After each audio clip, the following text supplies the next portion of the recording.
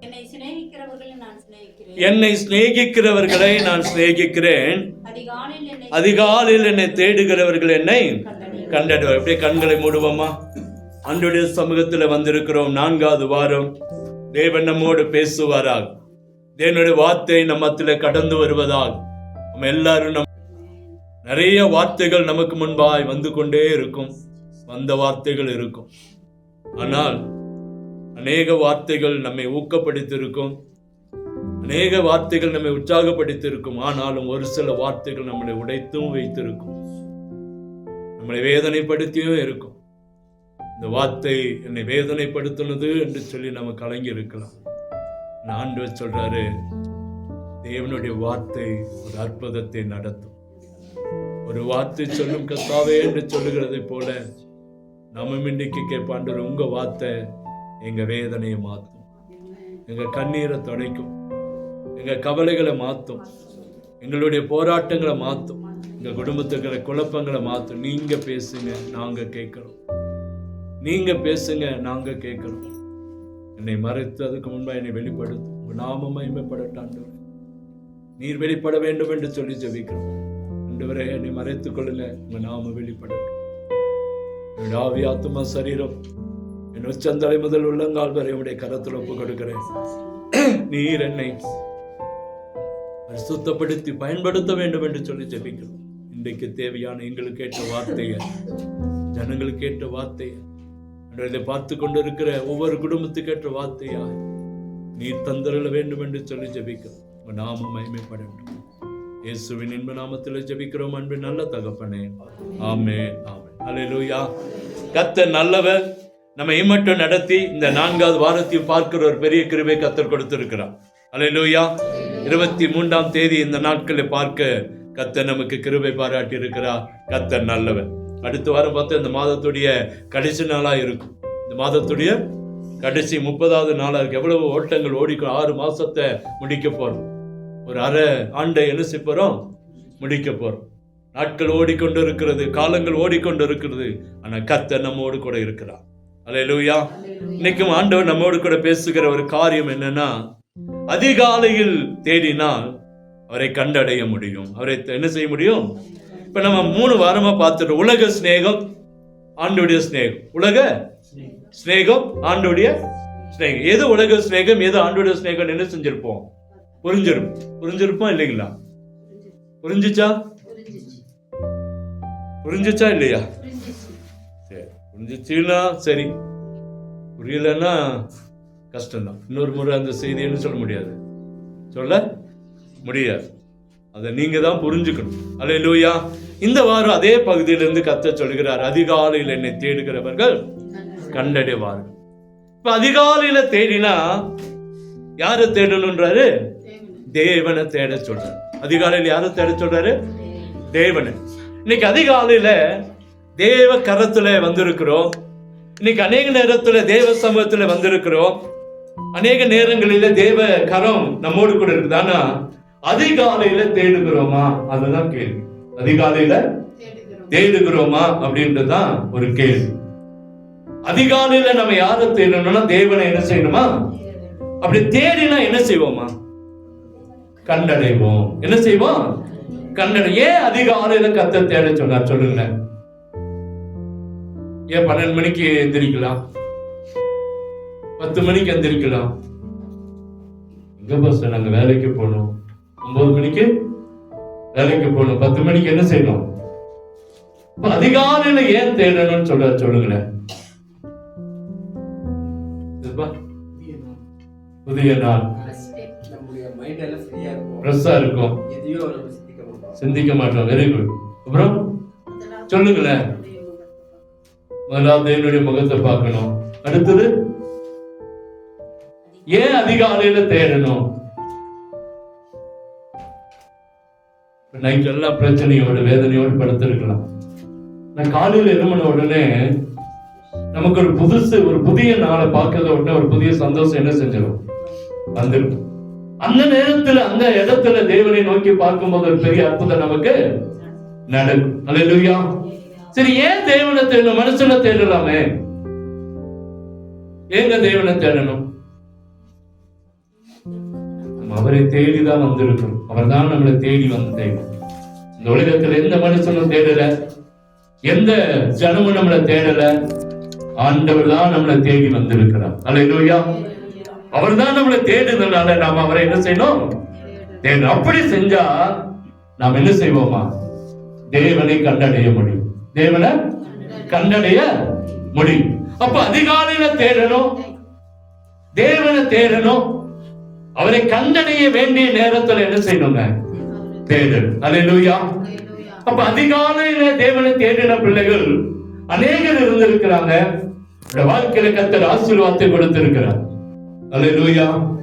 அப்ப தேவனை தேடின ஒவ்வொருவருமே தேவனை தெரிந்து வைத்திருந்தார்கள், கண்டடைந்திருந்தார்கள். கண்டடைந்தாங்களா இல்லைங்களா? கண்டடைந்தார்கள். அல்லேலூயா.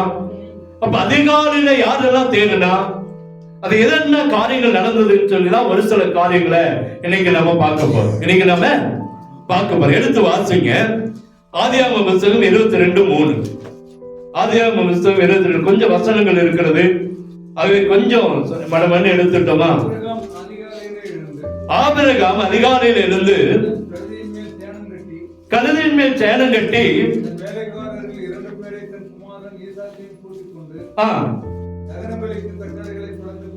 தகன பலிக்கு கட்டைகளை பிளந்து கொண்டு தேவன் தனக்கு குறித்த இடத்துக்கு புறப்பட்டு போனார்.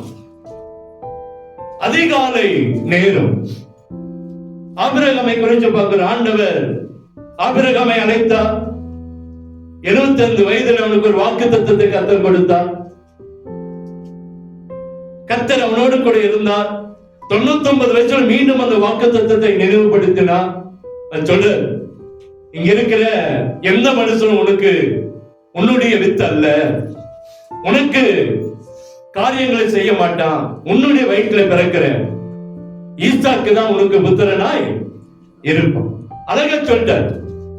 நீ இஸ்மவேலை வச்சுக்கோ, யாரு வேணாலும் இருக்கட்டும், ஆனா உன்னுடைய கர்ப்ப பிறப்பாக ஈசாக்கு தான் உனக்கு சந்ததியை என்ன செய்வான்? கொண்டு வருவான். ஆனா அந்த வாக்கு தத்துவத்தின்படி 100 வயதுல ஆபிரகாமுக்கு ஒரு அற்புதத்தை கர்த்தர் செய்தார். அற்புதத்தை நமக்கு தெரியும். ஆனா இந்த அற்புதங்கள் நடந்த பின்பு ஆண்டவர் அவனிடத்துல ஒரு காரியத்தை சொல்லுகிறார். நீ ஈசாக்கு எனக்காக என்ன கொடு? பலி கொடு. நம்ம நிறைய காரியங்களை பார்த்துட்டோம், நிறைய செய்திகளை பார்த்துட்டோம். ஆனா இந்த சட்டத்தை ஆபிரகாம் உதாசனப்படுத்தல, இந்த வார்த்தையை ஆபிரகாம் உதாசனப்படுத்தல. ஒருவேளை நான் நினைக்கிறேன் ஆபிரகாம் ஈசாக்க பலி கொடுக்கல அப்படின்னா ஆண்டவரே பலி கொடுத்திருப்பார். ஆண்டவர் உன்னை சீக்கிலையோ வேற எந்த காரியத்தில் அடிச்சிருப்பாரு அடிச்சிருக்க மாட்டாரா? செஞ்சிருப்பார். ஏன்னா ஆண்டவருடைய சித்தம் அதுதான். ஆபிரகாம் சொல்றாரு. ஆபிரகாம் ஒருவேளை மறைச்சு வச்சிருந்தானா அது ஆபிரகாமுக்கு வேதனையா தான் என்ன செஞ்சிருக்கும்? வந்திருக்கும். ஆனா ஆபிரகாம் அதை செய்யல. நல்ல மனுஷன். அவன் உடனே பாருங்க, தன் மனைவிட்ட சொன்னாலும் கூட தெரியல. படத்துல எல்லாம் காட்டுறாங்க, மனைவிட்ட சொன்னதாகவும் மனைவி ஓடி வந்து அவனை திட்டதாகவும் எல்லாம் பாக்குறோம். பார்த்துருக்கீங்களா? அதுல இந்த ஜீசஸ் ஒரு படத்துல காட்டுவாங்க. ஆபிரகாம் மனைவி எங்க போயிட்டாருன்னு தேடுவா, காணாம போயிருப்பான். ஆபிரகாமும் ஈசாக்கு காணாம போயிருப்பாங்க. உடனே வேலைக்காரங்களால கூப்பிட்டு ஓடுவா. ஓடி போய் அந்த பலிபீடத்துக்கு நிற்பா. அங்க போய் அவன் ஆபிரகாம் என்ன செய்வா? திட்டதெல்லாம் பார்த்து இருக்கிறோம். ஆனா அதெல்லாம் உண்மை இல்லை. அதெல்லாம் கதைக்காக சொல்லப்பட்ட காரியம். ஆனா நடந்தது பாருங்க. தன் மனைவிக்கு சொன்னாலும் தெரியல, ஏன்னா மனைவி போகல. ஆபிரகாம் தன் வேலைக்காரங்களை கூட்டிட்டு ஈசாக்க கூட்டிட்டு கடந்து போகிற எந்த நேரம்னா அதிகாலை நேரம். தெரிஞ்சுக்குங்க, நம்முடைய வாழ்க்கையில கர்த்தருடைய கரத்துல கர்த்தர் சொன்ன காரியத்தை நாம செய்து முடிச்சுட்டோம்னா அது அழிவா இருந்தாலும் கர்த்தர் அந்த உயிரோடு கொண்டு வந்து தருவான். என்ன நடந்துச்சு? ஈசாக்கு பலியில தான் கர்த்தர் சொன்னார். ஆனா பலியிட்டானா? உயிரோடு கர்த்தர் கொண்டு வந்தான். ஏன் அப்படின்னா அவனுடைய அதிகாலை ஜெபம் கர்த்தருடைய கரத்துல கடந்து போனது. அதிகாலை நேரம் அவனுடைய காரியங்கள், அவனுடைய எல்லா பிரயாசங்களை கர்த்தர் பார்த்தான். இந்த வசனம் சொல்லுது, அதிகாலையில கர்த்தர் அவனையும் அவனுடைய வேலைக்காரரை கூட்டிக் கொண்டு என்ன செய்யறாரு? போகிறார். என்ன செஞ்சாரு? ஆபிரகாம் அதிகாலையில இருந்தான். தன் கழுதின் மேல் சேணம் கட்டி தன் வேலைக்காரர் 2 பேரையும் தன் குமாரன் ஈசாக்கை கூட்டிக் கொண்டு தகன பலிக்கு கட்டைகளையும் பிளந்து கொண்டு, தகன பலிக்கு கட்டைகளை பிளந்து, அங்க போய் எதுவுமே வேலை இல்லை, அப்படியே வச்சா எரியிற அளவுக்கு பிளந்து கொண்டு தேவன் தனக்கு குறித்த இடத்துக்கு புறப்பட்டு போனான். ஆனா தேவனுடைய காரியம் என்ன? ஈசாக்கு பலியிட கொடுக்கணும், பலி கொடுக்கப்பட வேண்டும். ஆனா ஆபிரகாம் அதிகாலையில் இருந்து போனதுனால, அதிகாலையில தேவனை நோக்கி பார்த்ததுனால அந்த பலிபீடத்துல கர்த்தர் இறங்கி வந்தார். அவன் கட்டின பலிபீடத்துல மனிதனை அல்ல, ஒரு மிருகத்தை கர்த்தர் எங்க உண்டாக்கி கொடுத்தார். நம்முடைய வாழ்க்கையில என்னைக்கெல்லாம் அதிகாலையில தேவனை தேடுகிறோமோ அன்னைக்கு நீங்களும் நானும் பார்க்க முடியும். நம்முடைய அழிவின் மத்தியில, நம்முடைய பிரச்சனையின் மத்தியில கர்த்தர் நேரடியாய் இறங்கி வருகிற சம்பவங்களை பார்க்க முடியும். ஆபிரகாமோடு பேசவே இல்லை, சொன்னதோடு இவன் போய்கொண்டிருக்கிறான். எத்தனை நாட்கள் பயணம் நமக்கு தெரியாது, எத்தனை நாட்கள் பயணம் தெரியல. ஏன்னா அவர்கள் அப்ப கழுதையை கட்டி போகணும். கழுதை மேல உட்கார்ந்து ஈசாக்கு ஒரு கழுதையில, இவன் ஒரு கழுதையில உட்கார்ந்து இருக்கணும். வேலைக்காரர்கள் ஓட்டி போனாங்களா இல்ல 2 கழுதைகளை கூட்டிட்டு போனாங்களா தெரியல. ஆனா 2 கழுதைகள் தான் அது சொல்லப்படுகிறது. 2. அப்ப ஈசாக்கு ஒண்ணு, ஆபிரகாமுக்கு ஒண்ணு. அப்ப வேலைக்காரர்கள் என்ன செஞ்சிருக்கணும்? நடந்து போயிருக்கணும். எத்தனை நாட்கள் தெரியல. ஆனா அங்கே நடந்த ஒரு சம்பவம், அங்கே போக வரைக்கும் ஆண்டவர் பேசவே இல்லை. போய் பலிபீடம் கட்டுறா, இவங்களை கீழே நிறுத்திட்டான். இவன் ஊர்ல போய் சொல்லிடுவாங்க, இவன் ஊர்ல போய் அங்க போய் ஏதாவது சொல்லிடலாம். அவன் நினைச்சிருப்பான் ஈசாக்கு வருவான், நம்ம நடங்க போலான்னு சொல்லி நடக்கலாம். ஒருவேளை நினைச்சிருப்பானோ தெரியல. ஆனா அவன் சொல்லிருப்பான், நாங்க போயிட்டு வருவோம், நாங்க போயிட்டு ஆண்டவருக்கு பலி கொடுத்துட்டு என்ன செய்வோம்? வருவேன்னு சொல்லல, அவன் வருவோம், நாங்க என்ன செய்வோம்? வருவோம், திரும்பி வருவோம்ன்றான். அப்போ அவனுக்கு ஒரு நம்பிக்கை இருந்தது, கர்த்தர் என்னை கைவிட மாட்டான். ஏன்னா இவன் அதிகாலையில கர்த்தருடைய சமூகத்திலே காத்திருந்த ஒரு மனுஷன். நீங்களும் நானும் இன்னைக்கு அதிகாலையில தேவனுடைய சமூகத்திலே காத்திருக்க ஆரம்பிச்சிட்டோம்னா நம்ம வெட்கப்பட்டு போகவே மாட்டோம். அழிவே வரட்டுங்க, நாசவாசங்களை வரட்டும், நமக்கு ஒரு பெரிய யுத்தம் நடக்கட்டும், ஒரு பெரிய பிரச்சனை வரட்டும், அதிகாலை உட்கார்ந்து ஜெபம் பண்ணிட்டு போய் பாருங்க, காரியங்களை கர்த்தர் மாறுதலாய் மாற்றுவார். அல்லேலூயா. அந்த பலிபீடம், அவன் கட்டின பலிபீடத்துல கர்த்தர் ஒரு அற்புதத்தை செய்தார். இங்கே பலிபீடத்தை செப்பனிட்டு கடந்து போகிறான், அங்கே பலிபீடத்தை கட்டினான், அங்கே ஈசாக்கை வைத்தான். கர்த்தர் இறங்கி வந்தார். ஆபிரகாமே உன் கை கத்திய கீழே போடு. சரியான நேரத்துல கர்த்தருடைய வார்த்தை கடந்து வந்தது. அல்லேலூயா. நம்முடைய வாழ்க்கையில சரியான நேரத்துல கர்த்தருடைய வார்த்தையை அனுப்புவார். ஏன்னா அதிகாலை ஜெபத்துக்கு அவ்வளவு முக்கியம் இருக்கிறது. அதிகாலையில நீங்க நிறைய பேர் என்ன செய்யறோம்னா அந்த நேரம் இல்லை, அந்த நேரம் இல்லை. ஆனா ஆண்டவர் சொல்லுகிற காரியம், அதிகாலையில் ஆபிரகாம் கடந்து போனா ஒரு பெரிய ஆபத்திலிருந்து காப்பாற்றப்பட்டான். சந்ததி அழிந்து போயிருக்கும். ஈசாக்கு போயிருந்தா என்ன இருக்கும்? சந்ததி. ஆனா ஒரு சந்ததியை கர்த்தர், புதிய காரியத்தை கர்த்தர் செய்து கொடுத்தார். அதே 26:31 எடுத்து வாசிங்களேன். அதிகாலை ஜெபம் என்ன நடக்க போகுது? அதிகாலையில் எழுந்து ஒருவருக்கொருவர் ஆணையிட்டுக் கொண்டார்கள். இந்த ஈசாக்கு அவர்களை அனுப்பிவிட்டான். அவர்கள் அவனிடத்திலிருந்து சமாதானத்தோடு போய்விட்டார்கள். அல்லேலூயா, அல்லேலூயா. ஆண்டவர் ஈசாக்கை உயர்த்துகிறார் என்பதை கேள்விப்பட்ட உடனே அநேக ஜனங்கள் வந்து சொல்றாங்க, கர்த்தர் நிச்சயமா உம்மோடு கூட இருக்கிறார். அல்லேலூயா. அதனால நாங்க எப்படி உங்களை பார்த்தோமோ அதே போல நீங்களே எனக்கு தீமை செய்யக்கூடாது. நீங்களே எனக்கு தீமை செய்ய உடன்படிக்கை பண்ண வந்தாங்க. என்ன பண்ண வந்தாங்க? உடன்படிக்கை பண்ண வந்தாங்க. நீங்க கர்த்தரால் ஆசீர்வதிக்கப்பட்டவராமே. அங்க அவங்க புசித்து குடிச்சாங்க, விருந்து பண்ணாங்க, எல்லாம் செஞ்சாங்க. ஆனா அதிகாலையில சமாதானத்தை கர்த்தர் கொடுத்தார். அடுத்தது என்ன கிடைக்கும்? அதிகாலையில சமாதானம் கிடைக்கும். என்னதான் நைட்டு பிரச்சனை போராட்டங்கள் இருந்தாலும் அதிகாலையில தேவனை நோக்கி பார்த்தா சமாதானம் கிடைக்கும். அழிவிலிருந்து ஒரு பாதுகாப்பு. 2வது என்ன கிடைக்கும்? சமாதானம். அன்னைக்கு தேவ சமூகத்தில் உட்கார்ந்து போய் பாருங்க, அன்னைக்கு முழுமையா நமக்கு எப்படி இருக்குங்க? சமாதானம். ஒண்ணும் அந்த எதையாவது அந்த ஜெபத்துல போகலன்னா தான் எதையோ ஒண்ணு இழந்த மாதிரி இருக்கும். அல்லேலூயா. ஏன் அப்படின்னா அதிகாலையில சமாதானம் கிடைக்கும். சமாதானத்தோட அவங்களை என்ன செஞ்சானா அனுப்பி விட்டது போல அவன் சொல்றாங்க பாருங்க 29, நாங்கள் உம்மை தொடாமல் நன்மையை உமக்கு செய்து உம்மை சமாதானத்தோடு அனுப்பிவிட்டது போல நீரும் எங்களுக்கு தீங்கு செய்யாதபடிக்கு உம்மோடு உடன்படிக்கை பண்ணிக்கொள்ள வந்தோம். நீ கர்த்தரால் ஆசீர்வதிக்கப்பட்டவராம். இதெல்லாம் எப்படி நடக்குதுங்க? பகல்ல நடக்குது, இரவுல நடக்குது. ஆனா அவளுக்கு சமாதானத்தை கற்றுக் கொடுத்தது அதிகாலையில. சொல்லப்பட்டு அதிகாலையில் இருந்து ஒருவருக்கு ஒருவர் ஆணையிட்டுக் கொண்டார்கள். பின்பு ஈசாக்கு அவர்கள் என்ன செஞ்சான்? அனுப்பிவிட்டாங்க சமாதானத்தோடு. பண்ணி பிரச்சனை இல்லப்பா. அதிகாலையில ஒரு சமாதானம் கிடைச்சிச்சு. இந்த நாள் முழுவதும், இந்த மாசம் முழுவதும், இந்த வருஷம் முழுவதும் நமக்கு எந்த பிரச்சனையும் அதிகாலையில தேவ சமூகத்தில் உட்காரும் போது சமாதானம் கிடைக்கும். அதை 28:18 எடுத்து வாசிங்கள. அதிகாலையிலே யாக்கோபு எழுந்து தன் தலையின் கீழ் வைத்திருந்த கல்லை எடுத்து அதை தூணாக நிறுத்தி அதன் மேல் எண்ணெயை வார்த்து போதும்பா. அதிகாலையில யாக்கோபு எழுந்து தன் தலையின் கீழ் வைத்திருந்த கல்லை எடுத்து அதை தூணாக நிறுத்தி அதன் மேல் எண்ணெய் வார்த்து கர்த்தருடைய நாமத்தை தொழுது கொண்டான். கர்த்தருடைய நாமத்தை அங்க பாருங்க. அதிகாலையில யாக்கோபு இருந்தான். இரவெல்லாம் ஒரு சொப்பனம், இரவெல்லாம் ஒரு பயம், இரவெல்லாம் ஒரு வேதனை. திடீரென ஒரு சொப்பனம் வருது. ஆண்டவர் அந்த ஏணியில தேவத்தோடு ஏறி இறங்குறான். இரவெல்லாம் எப்படி படுத்திருந்தான்னு தெரியல.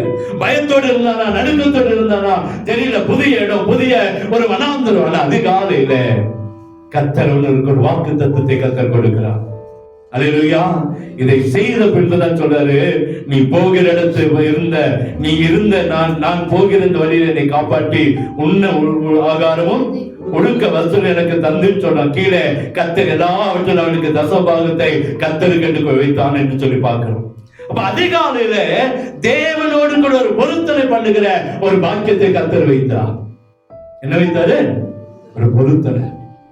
அதிகாலையில் ஒரு பொருத்தனை. ஆண்டவரே இன்னைக்கு என்ன சுகத்தோடு கொண்டு போங்கப்பா. இன்னைக்கு நான் செய்யற வேலையில எனக்கு ஒரு ஆசீர்வாதம், என் விவசாயத்துல ஒரு ஆசீர்வாதம், என் வாகனத்துல ஒரு ஆசீர்வாதம், என் குடும்பத்துல, வியாபாரத்துல, படிப்புல ஒரு ஆசீர்வாதம். பொருத்தனை பண்ணி போய் பாருங்க. அந்த நாள் நமக்கு ஒரு வித்தியாசமான நாளா இருக்கும். எழுமுன உடனே எதிர்த்து மன முகத்தை கழுவி ஓடி போய் வேலைக்கு போகாம தேவ சமூகத்தில் உட்கார்ந்து ஆண்டவரே இந்த நாளை நான் உங்க கரத்துல ஒப்பு கொடுக்கிறேன். இந்த நாளை கால கிருபை கொடுத்ததுக்காக நன்றி. அதிகாலையில ஒரு பொருத்தனை செய்தான், அதை நிறைவேற்றினான். அதனால அன்று சொல்றாரு 28:15 வாசிக்கும் போது நான் உன்னோடு கூட இருந்து நீ போகிற இடமெல்லாம் உன்னை காத்து இந்த தேசத்துக்குள்ள திரும்பி வரப்பட நான் சொன்னதை, நான் உனக்கு சொன்னதை உன்னை கைவிடுகிறது இல்லை. அல்லேலூயா. அப்ப ஒரு பொருத்தனையை அதிகாலையில பண்ணணும். அடுத்தது அதே 1 சாமுவேல் 1:19 எடுத்து வாசிங்களேன்.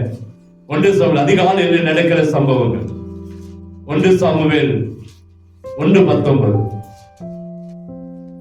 அவர்கள் அதிகாலையில் எழுந்து கர்த்தரை பணிந்து கொண்டு கர்த்தரை பணிந்து கொண்டு ராமாவில் இருக்கிற தங்கள் வீட்டுக்கு திரும்பி போனார்கள். எல்கானா தன் மனைவியாகிய அன்னாளை அறிந்தான். கர்த்தர் அவளை நினைத்து அருளினார். பல வருஷமா குடும்பம் நடத்துகிற ஒரு கணவன் மனைவி ஒரு பிரச்சனையோடு ஆலயத்துக்கு போறாங்க. ஆலயத்துல இரவு முழுவதும் இருந்துட்டு அதிகாலையில இருந்து எங்க வராங்க? தன் தேசத்துக்கு வராங்க. அதிகாலையில இருந்து கர்த்தரை பணிந்து கொண்டு, வேதம் சொல்லுது, வசனம் அப்படிதான் சொல்லுது. அதிகாலையில இருந்து கர்த்தரை பணிந்து கொண்டு, கர்த்தரை பணிந்து கொண்டு, அப்படி பணிந்து கொள்ளும் பொழுது துயரம் மாறியது. என்ன மாறிச்சுங்க? துயரம் மாறிச்சு. அது கீழே வசனங்களை வாசித்து பார்த்தோமா, அப்புறம் அவள் துக்கமுகமாய் இருந்தது இல்ல. மேல வசனம், அப்புறம் அவள் துக்கமுகமாய் என்ன செய்யல? இருந்ததில்லை. அல்லேலூயா. அப்போ அதிகாலையில தேவனை பணிந்து கொள்ளும் போது நம்முடைய துயரங்கள் மாறும், நம்முடைய துக்கங்கள், நம்முடைய வேதனைகள் மாறும். இதுவரைக்கும் இருந்த போராட்டம், இதுவரைக்கும் இருந்த வாழ்க்கை, இந்த வேதனை, இதுவரைக்கும் இருந்த எல்லா காரியங்களை கர்த்தர் மாற்றி போட்டார். அதிகாலை ஜெபம், அதிகாலை ஜெபம். அதே 1 சாமுவேல் 17:20 எடுத்து வாசிங்களேன். தாவீது அதிகாலையில் எழுந்து ஆடுகளை காவலாளி வசமாய் விட்டு ஈசாய் தனக்கு கற்பித்தபடியை எடுத்துக்கொண்டு போய் ரதங்கள் இருக்கிற இடத்திலே வந்தான். சேனைகள் அணிவகுத்து நின்று யுத்தத்துக்கென்று ஆர்ப்பரித்தார்கள். அல்லேலூயா. இப்போ ஒரு பெரிய ஒரு கோலியாத் 40 நாள் இந்த தேசத்துல நிக்கிறான். தேசத்துல மலை மேல நிக்கிறான். நின்று ஒவ்வொருத்தரையும் பயப்படுத்துகிறான். ஒவ்வொருத்தரையும் இவன் வந்த உடனே சேனையெல்லாம் போய் ஒளிஞ்சிருது. அவங்க அப்பா முதல் நாள் சொல்றான், நீ நாளைக்கு போய் உங்க அண்ணங்களை பார்த்துட்டு கொஞ்சம் பால் கட்டிகளும் கொஞ்சம் காரியங்களை என்ன செய்ய அவங்களுக்கு கொடுத்துட்டு வா அப்படின்னு சொல்றான். இவனும் அவன் சொல்ற, இந்த பாருங்க, ஈசாய் தன் குமாரனாகிய தாவீதை நோக்கி, உன் சகோதரருக்கு இந்த ஒரு மரக்கால் வறுத்த வயிற்றையும் 17 வசனம், இந்த 10 அப்பங்களையும் எடுத்துக்கொண்டு பாளையத்திற்கும் சகோதரத்திற்கு ஓட்டமாய் போய் இந்த பால் கட்டிகள் 1000 பேருக்கு அதிபதி அவனிடத்துல கொடுத்து, உன் சகோதரர் சுகமா இருக்கிற என்று விசாரித்து அவனிடத்தில் அடையாளம் வாங்கி கொண்டு வான்றான். அவனிடத்தில் என்ன செய்ய, அவனே இவங்க வழியில சாப்பிடுவான்னு வழியில சாப்பிட்டுவான். நம்பிக்கை இல்லை. வீட்டுல ஒரு 10 ரூபா காணாத போனது ஃபர்ஸ்ட் நம்மளுடைய எண்ணம் எங்க வரும்?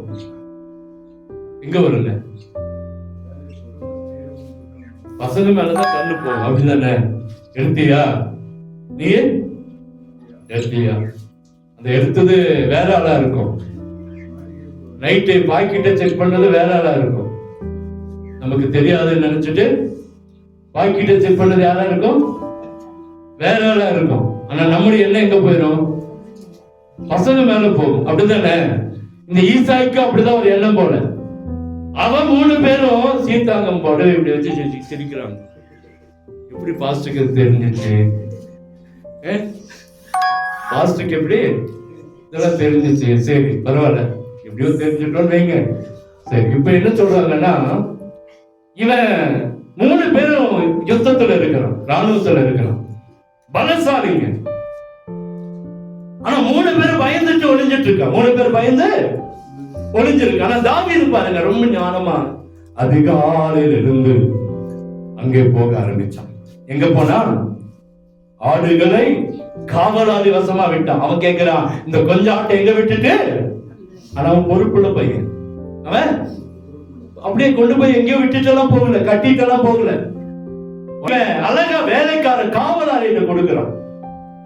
யார்கிட்ட? செக்யூரிட்டிட்ட கொடுக்கிறான். சரியான ஆள்கிட்ட. இவன் காத்துக்கொள்வான்னு சொல்லி காவலாளி வரத்துல கொடுத்துட்டு இவன் இருட்டோடு அந்த அதிகாலையில தேவனை நோக்கி பார்க்க அந்த யுத்தத்துக்கு கடந்து போறான். இவன் போனது என்னமோ அண்ணங்களுக்கு ஆகாரம் கொடுக்கத்தான். அந்த அதிகாலையில என்ன பண்ணதுனால இவன் மூலம் ஒரு கோலியாத்தை கர்த்தர் மேற்கொள்ள கிருபை கொடுத்தான். வீட்டுல உங்க குடும்பத்துல ஒரு பிரச்சனை வருதா? கர்த்தர் உங்களை அங்க கொண்டு போறான்னு ஒரு நோக்கம் இருக்கும். நேரத்துல போக சொன்னா போங்க. அதிகாலையில் ஒரு வீட்டுக்கு உங்களிடத்துல ஒரு வேலை காரியங்களை வெளிப்படுத்துறான்னா போயிருங்க. உங்களை கொண்டு கர்த்தர் ஏதோ ஒரு காரியத்தை செய்ய போகிறார். நான் அதை உணர்ந்து இருக்கிறேன், அதை அனுபவிச்சிருக்கிறேன். நிறைய நேரத்துல போய் வீட்டுக்கு போடுவார். அங்க போன ஏதாவது ஒரு பிரச்சனை இருக்கும். அப்படிதான் தாவீது அனுப்பிச்சுடுறாரு. ஆனா அதிகாலையில போனான். அதிகாலையில போனதுனாலதான், அதிகாலையில ஆண்டவரை நோக்கி பார்த்ததுனாலதான் கர்த்தருடைய கிருபை அவன் மேல என்ன செஞ்சுச்சு? வந்துச்சு. அல்லேலூயா. இந்த 20 வசனத்தை வாசிச்சு பாருங்க. 17:20. தாவீது அதிகாலையிலே எழுந்து போதும். அதான் தாவீது கோலியாத்தை விலத்தல்ல ஒரு நேரம் அவன் அதிகாலையில எழும்பினதுனாலதான், அதிகாலையில தேவனை நோக்கி பார்த்ததுனாலதான் என்ன சொல்றாங்கன்னா கோலியாத்தை மேற்கொள்ள கர்த்தர் கிருபை கொடுத்தான். அவன் காலத்துல எப்போதுமே இந்த செயல அரசனான பிறகுமே அவன் ராஜாவா அரண்மனையில் உட்கார்ந்த போது கூட ஒரு செயல கோடும் ஒரு செயல என்ன இருக்குமாமா? தனி இருக்குமா? பரச மறக்கவே இல்லையா? அரண்மனையில உட்கார்ந்த போது கூட நான் எங்கிருந்து வந்தேன், ஆடு மேய்த்தோ நான் வந்தேன்றதை அவன் மறக்கவே இல்லையா? அல்லேலூயா. அப்போ அவன் பாருங்க, அதிகாலையில தேவனுடைய சமூகத்துல வந்ததுனால, அதிகாலையில் எழுந்ததுனால, ஒரு கோலியாத்தை 40 நாள் அந்த தேசத்தை மிரட்டி கொண்டிருந்த அந்த கோலியாத்துடைய தலையை கர்த்தர் தாவீது மூலமாய் வாங்க ஆரம்பித்தார். ஒரு பெரிய யுத்தம், பெரிய விடுதலையை கர்த்தர் கொடுத்தார். அல்லேலூயா. இப்ப நம்ம அதிகாலையில் எழுமணும்னா நிச்சயமா நம்ம மூலமாய் கர்த்தர் ஒரு அற்புதத்தை அந்த நாள்ல செய்வார். சங்கீதம் 46:5 எடுத்து வாசிங்களேன். தேவன் அதன் நடுவில் இருக்கிறார். அது அசையாது. அதிகாலையிலே தேவன் அதற்கு என்ன செய்வாரா? சகாயம் பண்ணுவார். அல்லேலூயா. ஏன் அதிகாலைன்னு சொல்றோம்னா, தேவன் நமக்கு சகாயம் பண்ணுவார். நமக்கு என்ன செய்யணும்? இந்த உலகத்தில் பாருங்க, எல்லா மனுஷனாலும் கைவிடப்படலாம். எல்லா மனுஷனாலும் கைவிடப்படலாம். ஆண்டவருடைய சகாயம் நம்மளை விட்டு போகவே போகாது. தேவன் நம்மளை விட்டு, அவருடைய சகாயம், அவருடைய கிருபை, அவருடைய இரக்கம், அவருடைய காருண்யம், சொல்றார் அதிகாலையிலே அதற்கு சகாயம் பண்ணுவார். யாருக்கு? நமக்கு தான். நமக்கு சகாயம் எங்கிருந்து வரும்? தேவனிடத்திலிருந்து. அப்ப அதுக்கு தேவ சமூகத்துல அதிகாலையில காத்திருக்கலாம் நாம் மாறணும். அதே சங்கீதம் 143:8 சொல்றாரு, அதிகாலையில உன்னுடைய கிருபையை கேட்க பண்ணும். எடுத்து வாசிங்க 143:8. அதிகாலையில் உமது கிருபை கேட்கப்படும். உம்மை நம்பி இருக்கிறேன். எனக்கு நடக்க வேண்டிய வழி எனக்கு காண்பிக்கும். அதிகாலையிலே அவருடைய கிருபையை கேட்க பண்ணுகிற ஆண்டவர் என்ன செய்ய போறேன்னு பேசுவாங்க. நீங்க என்ன செய்ய போறோன்னு பேசுவார். உட்கார்ந்து கேட்டு பாருங்க. நம்மளா பேசுறதை விட அவருக்கும் நேரத்தை என்ன செய்யணுமா? நீங்க என்னோடு பேசுங்க. ஆண்டவர் அதிகாலையில ஒரு 10 நிமிஷம் பேசினா கூட 2 நிமிஷம் ஆண்டோட சத்தத்துக்காக நம்ம காத்திருக்கணும். ஆண்டவர் என்னோடு பேசுங்க. ஆண்டவர் என்னோடு. தாவீது எடுத்து பாருங்க. தாவீது வெற்றிக்கு காரணம் அவன் எங்கேயுமே தோத்ததே இல்லையா? தாவீது சரித்திரம் சொல்லுது, ஒரு இடத்துல கூட தாவீது தோத்து போகவே இல்லை. தாவீது கடைசி வரைக்கும் நிறைய ரத்தத்தை சிந்தனம். எந்த இடத்துக்கு போனாலும் தாவீது தோற்று போனதா இல்ல. ஏன் அப்படின்னா அவனுக்கு தெரியும், அதிகாலையில அவருடைய கிருபையை நான் கேட்கிறேன். அவன் என்னோடு பேசுகிறார். நான் போகிற வழியில் என்னோடு கூட கர்த்தர் இருக்கிறார். அந்த சத்தம் எப்படிப்பட்ட சத்தமா? உன்னத பாட்டு 7:12 எடுத்து வாசிங்களேன்.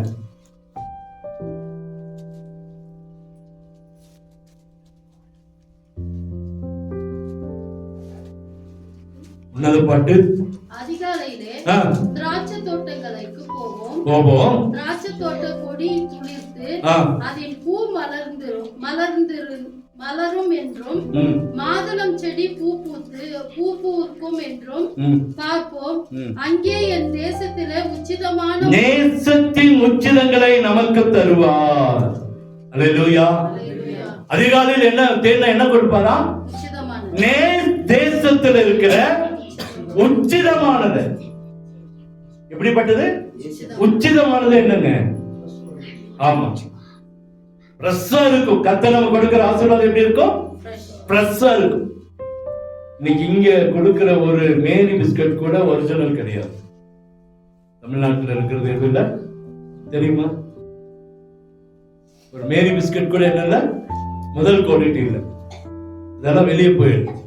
இங்க இருக்கிறதெல்லாம் அடுத்த குவாலிட்டி தான். ஆனா ஆண்டு சொல்றாரு, நேசத்தின் உச்சிதங்களை உனக்கு தருவேன்.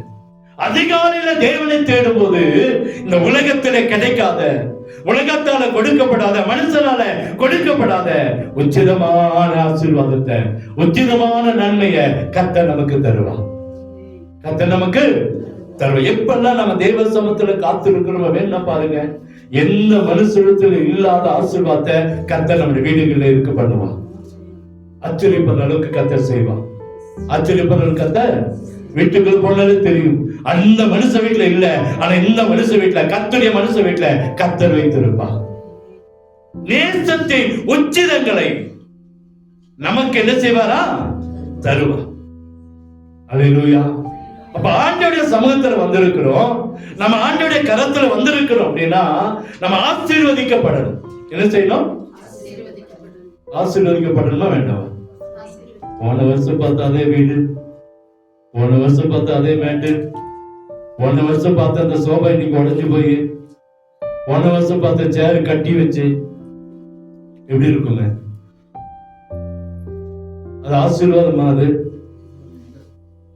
நானும் பார்க்கிற ஒரு சில வீடுகளை பெரிய மாற்றத்துல கத்தத்தார பெரிய மாற்றம்.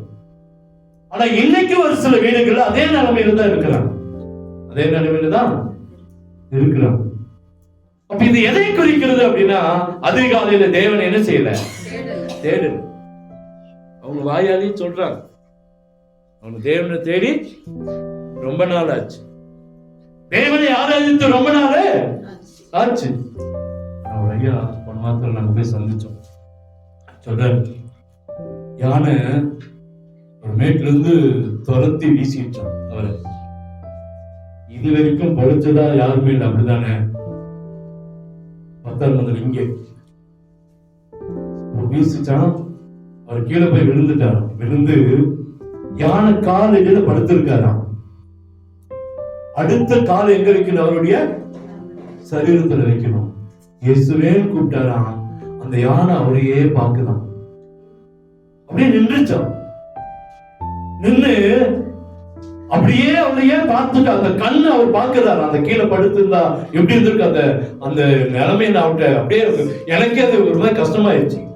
அவர் சொல்றாரு, ஐயா கால் அந்த யானையோட பாதத்தில் இருக்கிற அந்த காலோட சைஸ பார்க்கிறேன், அந்த தந்தத்தை பார்க்கிறேன், அந்த கால் அந்த யானையுடைய கண்ணு அப்படியே அவரையே பார்க்குதான்.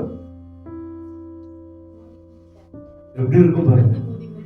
அது ஆமா சொல்ற கண்ண மூடி ஆண்டவர் தான் கட்டளை கொடுத்தாருன்றாரு. அந்த யானைக்கு ஆண்டவர் தான் கட்டளை கொடுத்தாரு. இல்லாட்டி இன்னைக்கு உங்க முன்னாடி நான் என்ன செஞ்சிருக்க மாட்டேன், இருந்திருக்க மாட்டேன். எனக்கு எத்தனையோ அவருடைய சாட்சிகளை கேட்டிருக்கேன், எத்தனையோ காரியங்களை கத்து சொன்னத இது அன்னைக்குதான் கேட்கிறேன். இது அன்னைக்குதான் அவர் சொன்னதை பாக்குறேன். என் உடம்பெல்லாம் அப்படியே சிலுத்துருச்சு. அடுத்தது என்ன செஞ்சாரா, அப்படியே பிறண்டு அப்படியே கீழே போயிட்டாராம். தப்பிச்சு போயிட்டாராம், வீட்டுக்கு வந்துட்டாரு. ஒரு சின்ன சேதம் கூட இல்ல, வந்துட்டாரு. அவர் கையில ஒரு கோடாலி வச்சிருந்திருக்காரு. அந்த நல்ல ஒரு புடி கோடாலி வச்சிருந்திருக்காரு. அவர் போட்டு இந்த சால்வை அங்கே விட்டுட்டு போயிட்டாரு. ஒரு 10 நாள் கழிச்சு திரும்பியும் போய் கோடாலி எடுத்துட்டு வரலாம் அப்படின்னு அவர் போயிருக்காரு அதே இடத்துக்கு. அவங்க அப்பா அவரு இன்னும் தெரியாத போனாங்களாம். போகும்போது அந்த கோடாலியில் ஒரு துண்டு கூட இல்லையா, கடிச்சு போட்டிருக்கான். கோடாலிய கடிச்சு அந்த இரும்பு மாதிரி இவ்வளவு பெருசு இருக்கான். மிதியில அப்படியே கடிச்சு போட்டு அந்த சால்வை ஒண்ணுத்துக்கு அதை துண்டு துண்டா பண்ணியிருக்கான். அதோட கோபம் பாருங்க. இவர் கிடைச்சிருந்தாருன்னா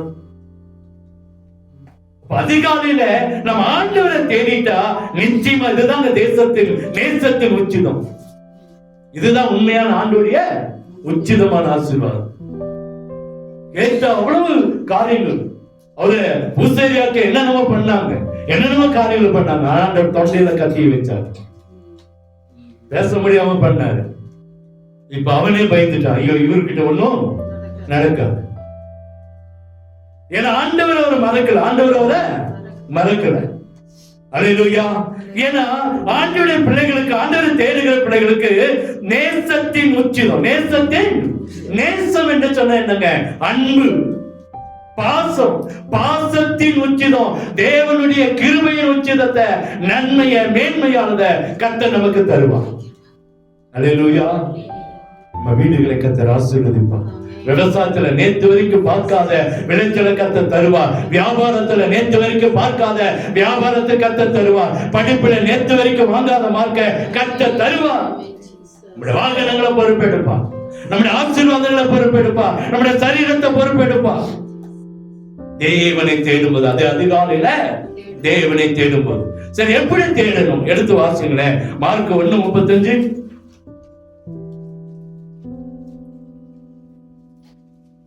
அவர் அதிகாலையில் இருட்டோடு எழுந்து புறப்பட்டு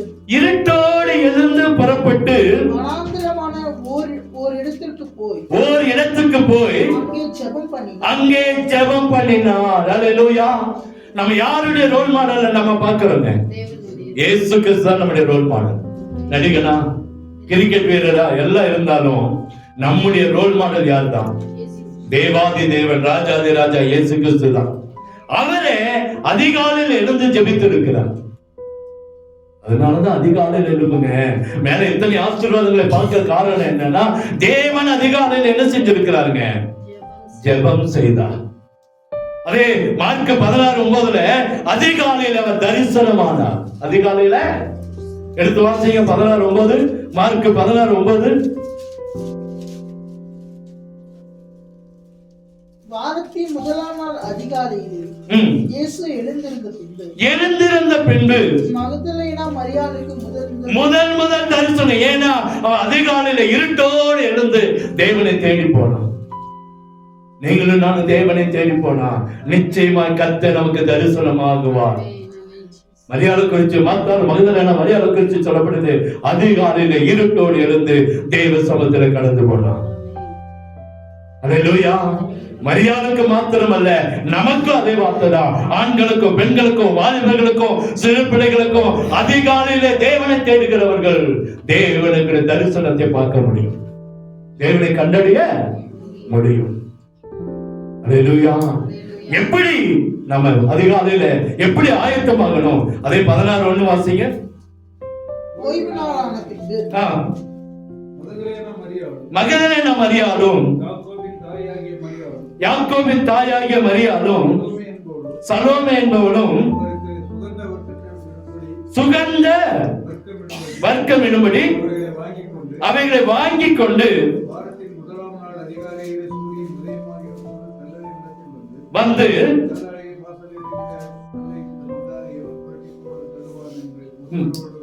போதும் போதும் போதும். இப்ப நம்ம வாசிக்கிறோம், அதிகாலையில் இருந்து ஆண்டவருக்கு சுகந்த வர்க்கங்களை, கந்த வர்க்கங்களை அங்கே அவருக்கு கொடுக்கும்படி, அவருடைய சரீரத்துல பூசும்படி ஓடி வந்தாங்க, ஆயத்தமாகி வந்தாங்க, வாங்கிட்டு வந்தாங்கன்னு சொல்றாங்க.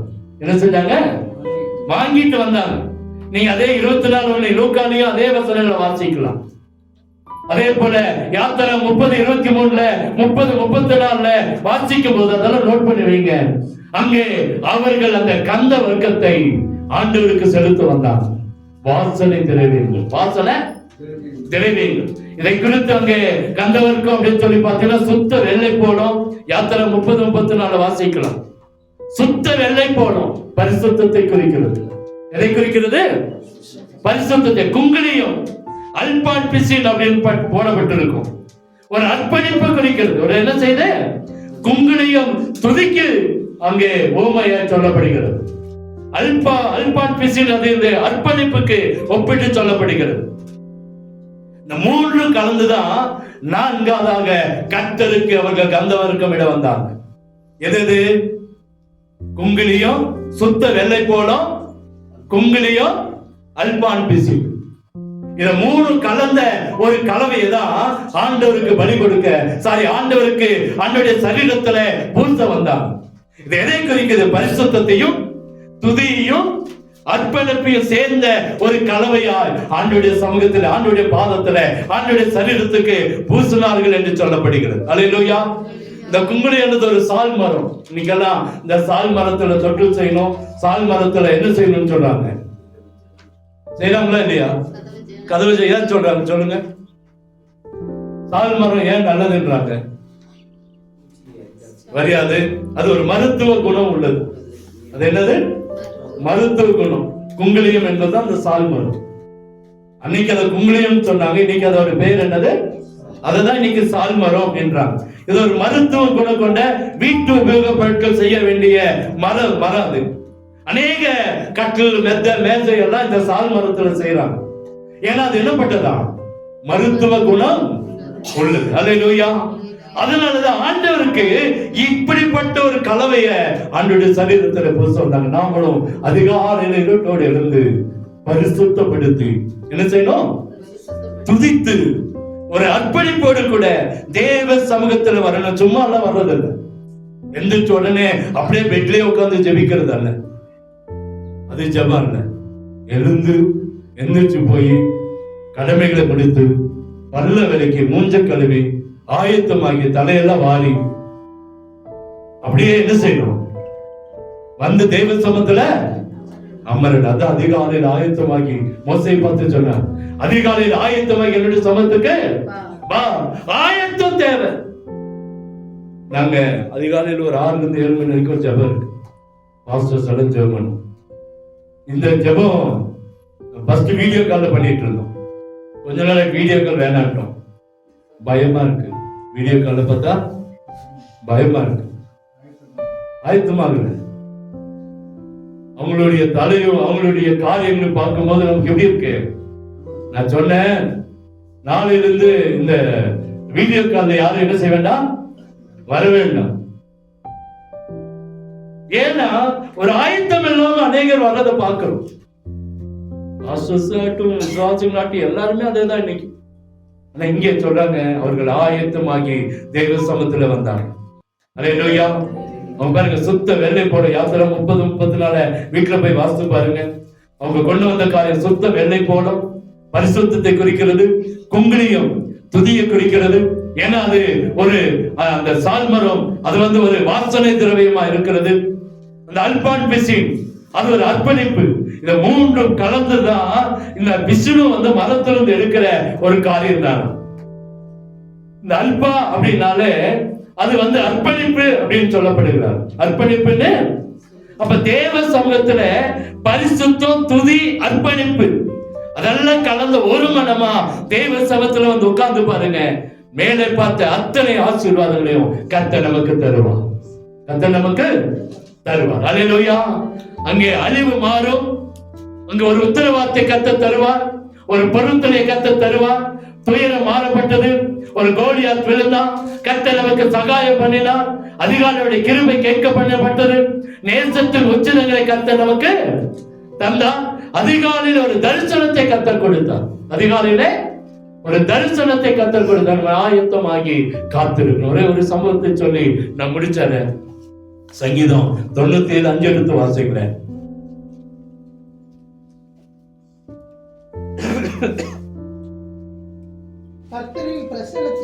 கர்த்தரின் பிரசன்னத்தினால் பர்வதங்கள் மெழுகு போல உருகிற்று. பர்வதங்கள் மெழுகு போல உருகிட்டு சர்வ பூமியினுடைய ஆண்டவரின் பிரசன்னத்தினாலே உருகி போயிற்று. சர்வ பூமியினுடைய ஆண்டவரின் எதுங்க? ஆண்டவரின் பிரசன்னத்தினாலே உருகி போயிற்று. அல்லேலூயா. அதிகாலையில் தேவ சமூகத்துல காத்திருந்தா தேவன் நம்முடைய வாழ்க்கையில் இருக்கிற எல்லா காரியத்தை அவருடைய பிரசன்னத்தினால உருகி போக பண்ணிடுவார். கவலை, கண்ணீர், துக்கம், வெட்கம், அவமானம், சோர்வு, நிந்த, போராட்டம், பலவீனம் எல்லாம் அவருடைய பலன் நம்ம மேல விடும். இதெல்லாம் மாட்டி கர்த்தர் நம்மை ஆசீர்வாதமாய் மாட்டுவார். ஆசீர்வாதமா மாட்டுவார். அல்லேலூயா. சரி, ஒரே ஒரு காரியம். விமானத்தை எப்ப கண்டுபிடிச்சாங்க தெரியுங்களா? விமானத்தை, ஏரோப்ளேன், ஹெலிகாப்டர் படிக்கிற பசங்க சொல்லுங்க. நெட்லயே இருக்கிறீங்க, போன்லயே இருக்கிறீங்க, 24 மணி நேரமும் சொல்லுங்க, விமானம் எப்ப கண்டுபிடிச்சாங்க? அஸ்வின் சொல்லு. நிறைய நாலேஜ் எல்லாம் வச்சிருக்க, ஜெனரல் நாலேஜ் நிறைய இருக்கு. 1900 அப்படியா? சரியான நேரமா? 1903 வருஷம் விமானத்தை கண்டுபிடிச்சாங்க. டிசம்பர் மாதம் 14ஆம் தேதி. டிசம்பர் மாதம் 14ஆம் தேதி. அதை கண்டுபிடிச்சது யாருன்னா தெரியுமா? சரி, யாரு? Wright brothers. இன்னொருத்தர் சொல்லு. Wright brothers. அவங்களுக்கு 2 பேர் இருந்துச்சு. 2 பேரும் ரைட்னு வந்துச்சு. ஆனா அவங்க 2 பேருக்கும் ரெட்டை பிறவிங்க. அவங்க தெரியுமா? அவங்க 2 பேருமே ரெட்டை பிறவிங்க. ஒருத்தர் ஆர்வில் ரைட், இன்னொருத்தர் வில்பர் ரைட். இவங்க 2 பேரும் ரெட்டை பசங்க. இவங்க 2 பேரும் சேர்ந்து தான் கண்டுபிடிச்சாங்க. பல வருஷமா சேர்ந்து கண்டுபிடிச்சாங்க. கண்டுபிடிச்சு டிசம்பர் மாதம் 14ஆம் தேதி இதை ஓட்டுறதுக்காக முயற்சி எடுத்தாங்க. எடுத்து ஓட்டு காயின் போட்டு அன்னைக்கு பாருங்க 2 பேருக்கு பிரச்சனை வரக்கூடாதுன்னு என்ன போட்டிருக்காங்க? சுண்டி போட்டது பேர்ல யாருக்கு வந்துச்சுங்க? யாருக்கு? கரெக்டா? அந்த ஓர்வில் ரைட் என்கிற பேருக்கு என்ன செஞ்சிருச்சு, வந்துருச்சு. இவன் ஓட்டினா கொஞ்ச தூரம் தான் ஓட்டினா, அது ஃபெயிலியர் ஆயிடுச்சு. ஒரு 3 நாள் கழிச்சு டிசம்பர் 17ஆம் தேதி கொஞ்சம் மாற்றம் எல்லாம் பண்ணி திருப்பி அதை ஓட்டினாங்க. அப்ப வந்து அவன் யாருக்கு வந்துச்சுங்க, வில்பர் ரைட்டுக்கு சீட்டு விழுந்துச்சு. அவன் கொஞ்ச தூரம் ஓட்டினா. அப்புறம் அது கொஞ்சம் காலங்கள் போய் 1908ஆம் வருஷம் தான் முழு விமானத்தை ஓட ஆரம்பிச்சது. எத்தனை வருஷம்? 1908ஆம் வருஷம் தான் டிசம்பர் மாதம் 17ஆம் தேதி காலை 10:35 மணிக்கு இந்த விமானம் ஓட ஆரம்பிச்சிச்சு. எப்படி ஓட்டினாங்கன்னா, விமானத்தை இப்ப இருக்கிறத உட்கார்ந்து எல்லாம் ஓட்டல, அன்னைக்கு குப்புறப்படுத்து தான் ஓட்டினாங்க. இப்படி கீழே ரைடர் மாடை இப்படி படுத்து அதை ஓட்டிட்டு போயிட்டு இருந்தாங்க. அதான் பழைய மாடல், அது மாற்றப்படுது. ஏன் இதை சொல்ல வந்தேன்னா, இப்படி இவங்க ஒரு பிளைட்டை கண்டுபிடிச்சிட்டு அந்த ஓர்வில் ரைட் என்றதான ஒரு மனுஷன், அந்த அண்ணன் அவங்க 2 பேர் ஒருத்தர், அவன் உலகத்தை சுத்தி பார்க்கலாம் அந்த பிளைட்ல போய் அப்படின்னு சொல்லி ஒரு பிளைட் எடுத்துட்டு கிளம்பினான். ஒரு விமானத்தை எடுத்துட்டு கிளம்பி போனான். ஒரு குறிப்பிட்ட ஒரு விமான நிலையத்தில் இறங்கி அங்கே டீசல் நிரப்பிட்டு இன்னொரு இடத்துக்கு போனான்னு ஏறி ஒரு 2 மணி நேரம் போயிருப்பான். ஒரு 6 மணி நேரம் பயணம் அடுத்த விமான நிலையத்துக்கு போகிறான். திடீர்னு அந்த இன்ஜின்ல இருந்து ஒரு சத்தம் வருது. என்ன சத்தம் அப்படின்னு பார்த்தா ஒரு எலி கடிச்சிட்டு இருக்கு. எலி ஏதோ ஒரு முக்கியமான வயரை என்ன செய்து கடிக்குது. இவனுக்கு பயம் வந்துருச்சு. ஏன்னா இன்னும் 4 மணி நேரம் கழிச்சாதான் விமான நிலையத்துக்கு என்ன செய்ய முடியும், போக முடியும். எங்கேயும் நிறுத்த முடியாது, எங்கேயும் அந்த பிளைட்டை கொண்டு வந்து இறக்க முடியும். இப்ப மாதிரி பஸ் மாதிரி பிரேக் கழிச்சு நிறுத்திட்டு ஓடவும் முடியாது. அப்போ இவன் என்ன செய்யணும்னு தெரியல. அப்படியே உட்கார்ந்து ஆண்டவர்கிட்ட ஜெபிக்கிறான். ஆண்டவரே, இதுக்கு என்ன காரியம், என்ன ஒரு பெரிய பிளைட் உருவாக்க கிருபை கொடுத்தீங்க, ஆனா அதுல ஒரு சின்ன பிரச்சனை வந்திருக்கு, அதையும் மாத்துறதுக்கு ஒரு கிருபை கொடுங்க. ஆண்டவர் அவனுக்கு உணர்த்தினாரா, எலி வந்து எப்போதுமே அது கடிச்சது எலின்னு கண்டுபிடிச்சிட்டான். அது எரிச்சது என்னது, எளிதாக ஒரு அது முக்கியமான வயரை கடிச்சிட்டு இருக்கான். இன்னும் கொஞ்ச நேரத்துல அந்த விமானம் என்ன செய்யலாம், நெருப்பு பிடிச்சோ அல்லது அந்த காரியத்தை விட்டு துண்டிக்கப்படலாம். அந்த தொலை தொடர்பு வச்சு என்ன செய்யலாம், துண்டிக்கப்படலாம். ஆண்டவர்களுக்கு சொன்னாரா, எலி வந்து மண்ணுக்குள்ள போக அந்த குழி தோண்டிதான் வாழும், மேல என்ன செய்யாது, வாழாது. அப்போ என்ன செய்யணும் ஆண்டவர், மேல ஏத்து 1000 அடி 1000 அடி 1000 அடி அப்படியே ஏத்துறான். 20 அடி போயிட்டான். என்ன செஞ்சுட்டான், இந்த பிளைட் 20 அடி போன உடனே அந்த சத்தம் நின்றுச்சான். சத்தம் என்ன செஞ்சான், நின்றுச்சான். ஏன்னா எலி வந்து உள்ள இருந்துதான் கடிக்கும். எங்க இருந்து, தரையில இருந்துதான். மேல போக போக என்ன கிடைக்கல, ஆக்சிஜன் கிடைக்கல, எலி செத்து போச்சு. இதுல இருந்து நமக்கு ஆண்டவர் சொல்லிக் கொடுக்கிற ஒரு காரியம் என்னன்னா, ஜெபிக்கும் போது நம்முடைய வாழ்க்கையில இருக்கிற மேல போகும்போது மேல மேல கீழே இல்ல, கீழே இருந்தோம் எலி என்ன செய்யும், எலி போல பிரச்சனை வந்துட்டு தான் இருக்கும். ஒயரை கடிக்கும், வீட்டை கடிக்கும், வீட்டுக்குள்ள பொங்கு போடும், வீட்டுக்குள்ள பொருளை கடிக்கும், எல்லாம் செய்யும். பிரச்சனை வரும், வேதனை வரும், கண்ணீர் வரும், கவலை வரும். எங்க இருக்க வரைக்கும், கீழே இருக்கிற வரைக்கும். நம்முடைய ஜெப வாழ்க்கை மேல போக மேல போக மேல போக இப்படிப்பட்ட எலி பிரச்சனை எல்லாம் கர்த்தர் ஒன்றுமில்லாமல் ஆக்கி நம்மை ஆசீர்வாதமாய் கர்த்தர் கொண்டு போய் நிறுத்துவான். மடக்குவோமா,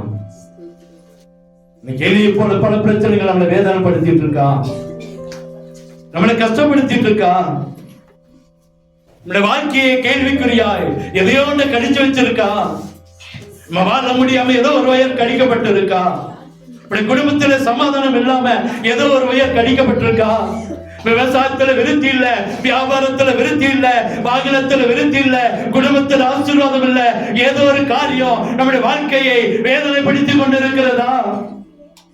ஆண்டவர் சொல்றாரு, இந்த விமானம் கடந்து போனது போல நாமும் மேல மேல மேல தேவனை நோக்கி பார்க்க பார்க்க பார்க்க நம்முடைய வாழ்க்கையை கெடுத்த, நம்முடைய வாழ்க்கைக்கு விரோதமா எழுப்பின, நம்முடைய வாழ்க்கைக்கு விரோதமாய் பேசின, நம்முடைய வாழ்க்கைக்கு விரோதமாய் கூட்டம் கூடின, நம்முடைய ஆசீர்வாதத்துக்கு விரோதமாய் செயல்பட்ட எல்லா மந்திரங்கள் தந்திரங்கள் எல்லாம் ஒன்றுமில்லாமல் போகும். இந்த விமானி மேல மேல மேல பறந்து 20 அடி 20,000 அடி உயரத்துக்கு போன போது அந்த எலி செத்து போனது. அதுக்கு ஆக்சிஜன் கிடைக்கல. அவன் கீழே வந்திருப்பான் என்று சொன்னான். அவன் அந்த எலியை கண்டுபிடிக்கிறதுக்கு முன்பாக அந்த எலி அவனுடைய அந்த முக்கியமான ஒயரை கடிச்சு அந்த பிளைட்டை வேதனைக்குள்ளாக கொண்டு போயிருக்கும். அப்படி வாழ்க்கை அப்படிதாங்க. பிரச்சனை வரும்போது, வேதனை வரும்போது கீழே வர வேண்டாம், சோர்ந்து போக வேண்டாம், இடறி போக வேண்டாம், அவிவிசுவாசம் வேண்டாம், அவநம்பிக்கை வேண்டாம். மேல தேவனை நோக்கி பார்ப்போம், பரலோக தேவனை நோக்கி பார்ப்போம், பரிசுத்தமான தேவனை நோக்கி பார்ப்போம். அவரை நோக்கி பார்க்க பார்க்க பார்க்க வாழ்க்கையில எது நம்மளை செயலிழந்து வைக்க நடந்ததோ, எந்த காரியம் நம்மளை அறிவுக்கு நேராய் கொண்டு போனதோ, எது நம்மளை வேதனைக்கு நேராய் கொண்டு போனதோ, எது நம்மளை வெட்கத்துக்கு நேராய் கொண்டு போனதோ, அதை கர்த்தர் அழித்து போடுவார். நம்ம உயிரை பார்ப்போம். விமான பயணிக்குள்ள கர்த்தர் ஞானத்தை கற்றுக் கொடுத்தார். மேல மேல போனார். நம்மளையும் கர்த்தர் இன்னைக்கு சொல்லுகிறார், அதிகாலையில் என்னை தேடுகிறவர்கள் என்னை கண்டடைவார்கள். தயவு செய்து சொல்றேன், நான் சொல்றேன் இல்ல, ஆண்டவர்களோடு பேசிக் கொண்டிருக்கிறார். அதிகாலையில் அவரை தேடும் போது நாம் கண்டறிவோம். தூக்கத்தின் நேரத்தை கொஞ்சம் மாற்றுவோம். 5 மணிக்கெல்லாம் எழுப்பி உட்கார்ந்து ஜெபிக்க ஆரம்பிங்க. தேவ சமூகத்துல 4 மணிக்கு எழும்பலாம், ஒரு 5 மணிக்காவது எழும்புங்க. உங்க அலாரம் சத்தம் பக்கத்து வீட்டுக்கு கேட்கட்டும். நீங்க எந்திரிச்சிட்டீங்க, ஜெபிச்சிட்டீங்கன்னு பக்கத்து வீட்டுக்காருக்கு கேட்கட்டும். என்னுடைய மொபைல்ல பல அலாரம் வச்சிருப்பேன், பல நேரங்கள்ல. ஏன்னா அந்தந்த நேரம், அந்தந்த நாள், அந்தந்த காரியங்களுக்காக ஜெபிக்கிறோம். அதிகாலையில தேவனை தேட ஆரம்பிப்போம். நிச்சயமா நம்முடைய வாழ்க்கையில எலியை போல, உலகத்தில் இருக்கிற பூரானை போல, பூச்சிகளை போல இங்கே கடித்துக் கொண்டிருக்கிற, இங்க வேதனைப்படுத்திக் கொண்டிருக்கிறலாம், மேலே பறக்க பறக்க பறக்க எல்லாம் ஒண்ணுமில்லாமல் போயிடும். ஒரு ஊழியக்காரனுடைய தங்கச்சி, சித்தப்பா பொண்ணு, திடீரென உங்களுக்கு ஒரு போன் வருது, நான் உங்க தங்கச்சி இறந்துட்டாங்க வாங்க. இந்த தம்பி என்கிட்ட கூப்பிட்டாரு, அண்ணா இப்படி பிரச்சனை என்னமோ தெரியல, ஏதோ அந்த பொண்ணு இறந்துருச்சோமா, நாங்க போய் பார்த்துட்டு வரோம். போயிட்டு சாவல் அடக்குமெண்ட் வரும்போது நான் வெளியில கூப்பிட்டேன், தம்பி என்னாச்சு அப்படின்னு. அம்மா வந்துச்சுன்னு சொன்னாங்க. நான் அதெல்லாம் இல்லைண்ணா, ஏதோ ஒரு விஷப்பூச்சி கடிச்சிருச்சுண்ணா. வாலிப பிள்ளை, ரொம்ப சின்ன பிள்ளை, 2 குழந்தைங்க. இந்த 23ஆம் தேதி இந்த நாளைக்கு என்னமோ அந்த பொண்ணுக்கு கவர்மெண்ட்ல அப்பாயின்மெண்ட், அவளுக்கு கவர்மெண்ட்ல வேலை கிடைக்குது. 13ஆம் தேதி 23 ஏதோ 24 ஏதோ சொன்னான்.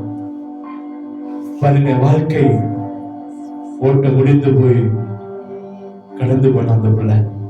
எனக்கு நல்லா தெரிஞ்ச ஒரு பிள்ளை, மதுரையில இங்கெல்லாம் வந்து எஸ்எம்சி கேம்ப்ல எல்லாம் கலந்து கொண்ட ஒரு பிள்ளை. ஏன் சொல்றேன்னா, இந்த உலகத்திலே நம்ம கெடுக்க நிறைய காரியங்கள் நடக்கலாம். விஷப்பூச்சிகள் வரலாம், விஷ ஜந்துக்கள் வரலாம், எலிகள் வரலாம், போராட்டம் வரலாம், பிரச்சனை வரலாம், போராட்டம் வரலாம். ஆனா கர்த்தர் மேல மேல என்ன பாரு, மேல் நோக்கி பார்த்து கொண்டே இருக்கும். தேவனை நோக்கி பார்க்கும் போது நிச்சயமா ஒரு அற்புதத்தை கர்த்தர் செய்வார். உங்க வாழ்க்கையில் இருக்கிற அத்தனை பிரச்சனையும் மாறுங்க. நான் எழுதி தரேன். உங்க வாழ்க்கையை கெடுத்துக் கொண்டிருக்கிற எல்லா குள்ள நரைகளையும் கர்த்தர் மாட்டுவார். எல்லா வேதனைகளை கர்த்தர் மாட்டுவார். கண்ணீரை மாட்டுவார், கவலை மாட்டுவார், வெட்கங்கள், அவமானங்களை கர்த்தர் மாற்றியே தீருவார். அதிகாலையில ஆயத்தமாகி அவருடைய சமூகத்தில் வருவோம். கர்த்தர் நம்மை ஆசீர்வதிப்பார். எங்களை கிருபையாய் நேசிக்கிற அன்பின் நல்ல தகப்பனே, இந்த வார்த்தைக்காய் நன்றி. வந்திருக்கிற ஒவ்வொரு மேலும் கிருபை ஊட்டப்படட்டும். இந்த ஆராதனைக்கு வந்த ஜனங்கள் மேலும் ஆசீர்வாதத்தின் கதவு திறக்கப்படட்டும். ஆண்டவரே, குடும்பத்தார் மேலும் கிருபை ஊட்டப்படட்டும். ஒரு வார்த்தை கிரியை செய்யட்டும். இதை பார்க்கிற கேட்கிற எல்லார் மேலும் கிருபை ஊட்டப்படட்டும். அதிகாலையில் தேடுகளை என்னை கண்டறிவார்கள் என்று சொன்னதே, அதிகாலையில் நாங்கள் உண்மை தேடுகளை எங்களை மாட்டும். இன்னும் ஆண்டவரே, இன்னும் அதிகாலையில் எளிமை நோக்கி பார்க்க எங்களுக்கு உதவி செய், உதவி செய். அற்புதம் நடக்கட்டும், அற்புதம் நடக்கட்டும், அற்புதம் நடக்கட்டும். ஆளுகை காணப்படட்டும். ஆண்டவரே, நாங்கள் உங்களை காணணும், உங்களுடைய தரிசனத்தை பார்க்கணும். உங்க வாழ்க்கையில் இருக்கிற பிரச்சனை, போராட்டம் மாறணும். நேசத்தின் உச்சங்களை நாங்கள் பெற்றுக்கொள்ளணும். உங்களுடைய தரிசனம் எங்களுக்கு வேணும். ஆசீர்வதிக்கப்படலை பார்த்த செய்தியின்படி ஒவ்வொரு வாழ்க்கையிலும் நன்மையும் கிருபையும் சமாதானம் உண்டாகட்டும். அதிகாலை திருநாள் மாட்டும், அற்புதம் நடக்கட்டும். ஒவ்வொரு வீட்டுக்கு இருக்கிற அப்பம், தண்ணீர், வருமானம், பொருளாதாரங்கள் ஆசீர்வதிக்கப்படட்டும். ஒன்றிலும் குறை இல்லாமல் நிறைவானதை, மேலானதை, நன்மையானதை தந்தருள வேண்டும் என்று சொல்லி ஜெபிக்கிறோம். கிருபைகளை மறைத்துக் கொள்ளுங்க, பாதுகாத்துக் கொள்ளுங்க. அற்புதம் நடக்கும். இயேசுவின் இன்ப நாமத்தில் ஜெபிக்கிறோம் அன்பின் நல்ல தகப்பனே.